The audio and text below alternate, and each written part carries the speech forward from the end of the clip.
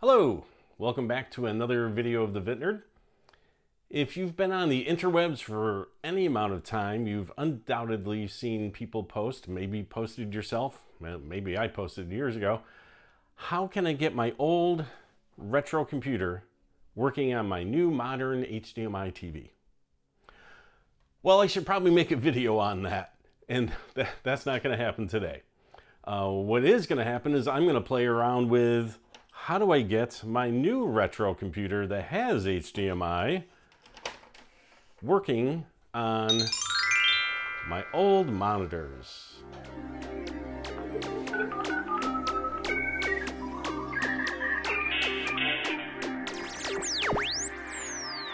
So I've been having some fun with my Atari 400 Mini, and chances are you too, since you're watching this video. Even though it has some settings in it, to mimic a CRT monitor with the scan lines, I'm like, why can't I just hook it up to one? So obviously the Commodore monitor and such don't have HDMI, but they do have composites. And if you go on the interwebs, in my case, Amazon, and I'll put a link below for this.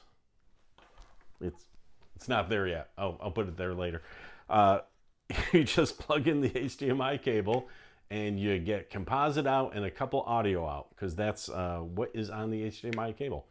So let's go ahead and get this hooked up and play with it and see what kind of results we get with it. So you can see here I've got this set up with the Commodore monitor. I removed the TV monitor to put this LCD widescreen, so that's, let me go ahead and turn this on before we have seizures from this color bar. Which, by the way, is coming from the HDMI-to-Composite adapter as a nice color test. Now, I turned on the 400 Mini. Let's turn that down a little bit. And we've got the widescreen here, and you can see what is being cut off over here. We've got Star Raiders 2 is cut off quite a bit, and Battlezone a little bit. We can change the horizontal, and you can get all of the Star Raiders and lose all the Battlezone. Over here, you can see we can only get that far with the Battlezone. Now, you're going to see that that's not going to matter, because when we go ahead and let's bring up Asteroids, the gameplay is all right there. And let's go ahead and center Asteroids there. So you can see you've got 1, 2, 3.5 hexagons per se, and you got 1, 2.5. So maybe missing a hexagon width over here. And that's not bad. So let me explain what's going on here. I've got the Atari 400 Mini HDMI, the color matching HDMI cable. Let's just stop there for a second. Who thought of that? It's such a nice touch to open the box and find the color matching cables for the power and the HDMI. That was a very nice touch on their part. Plus the keyboard here, it just, I just feel the pain just touching this keyboard. This wasn't my first Atari, this one here, but the Atari 400 was. And that just brings back memories. They did a really good job on that. So I'm taking the HDMI out, and I'm going into this splitter that's going 1 to 2 HDMIs. The first one's going out to the converter. The second one is going out to the widescreen monitor, so that we can see what you really get on your regular TV compared to using an old retro with this converter. Now this converter is taking HDMI using some USB 5-volt power, and it does have a NTSC switch and a PAL switch. Of course, I've got it on NTSC. Out to composite and audio. It's got 2 leads for audio. It's all mono as far as I'm aware. And of course, that's all this monitor supports as well. So this way we can see exactly what's happening real time on the 2 monitors. Now, this gameplay, let's go ahead and fire this up. Just play, go. There we go. Get some volume up on that. The gameplay is fine. It's obviously crisper over here as far as the old graphics go. Oh, no, no, but completely playable on the old school monitor. And honestly, I like it much better. Oh, oh, it got me. So it just works. It works perfectly. Let's go ahead and bring up the keyboard. Now you can see it's cut off a little over here because, of course, it's not as wide. But you can horizontally shift it, at least with this monitor. Oh, I already have it all the way over. If we had centered it a little different, you can see it gets cut off. Now at my angle, I can see on the glass the keys. I can't read them. This is terrible to read these characters, but you know what they are. Come on. So that works quite well there if you need to use that keyboard. Plus, you can plug in whatever keyboard you want and see what you get results in that. Let's go ahead and I want to check out, I don't know about, I've been a little tired of the menu music. Oh no, and this joystick. Who loves or doesn't love this joystick? So Miner 2049er, you can see it's a little wider on here, and this seems a little more natural to me here.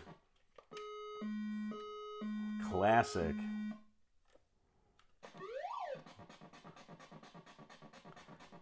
Might have trouble reading the text, but am I going to get that guy? Oh, I'm never going to get him. Never going to get him. Never going to get him. Oh, I got him.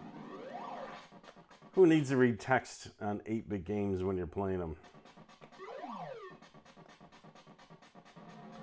Ooh. Oh. Clear this level. No, don't go down. No, don't go down. Jump. Oh, I got it. Nice. And of course that retro sound of the single speaker. Wow, I'm doing this wrong. The single speaker in the Commodore monitor here. Nice. Oh, no, what? Where did I? Oh, I missed the spot right there. How? I have never done that before. Okay, let's go ahead and get out of there. So as you can see, the gameplay is really good when you convert this to composite. That is now 4x3-ish, right? It's all relative now.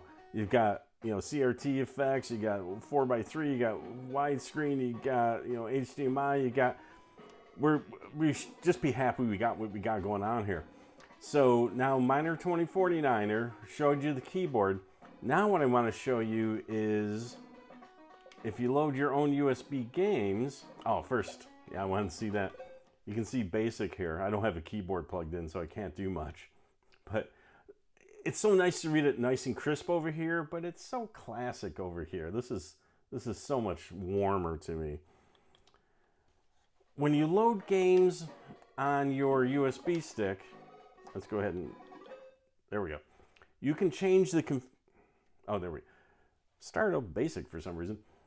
You can change in the config file. When you start a game, it creates a config file on the USB stick that you can take to your regular computer and edit that that file on the USB stick. Change the display height and width. And of course it does it on whatever monitor here because they're both the same. And it makes it much bigger now. So we're getting even closer to be full screen.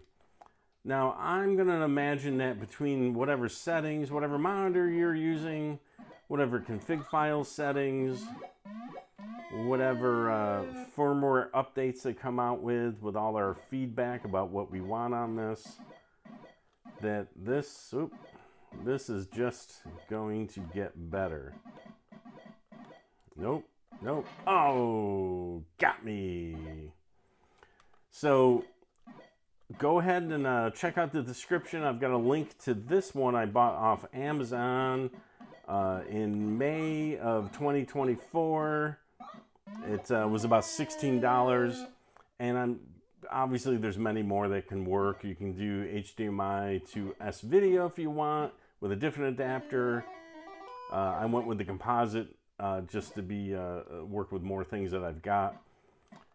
and just have some fun. It's nice to have the nice warm analog screen. And there we go. It doesn't have the knocker in it. So thanks for watching, and comment if you buy this, if you use it, what do you think? I'm liking it. I want to see what everybody else is thinking. So thanks for watching.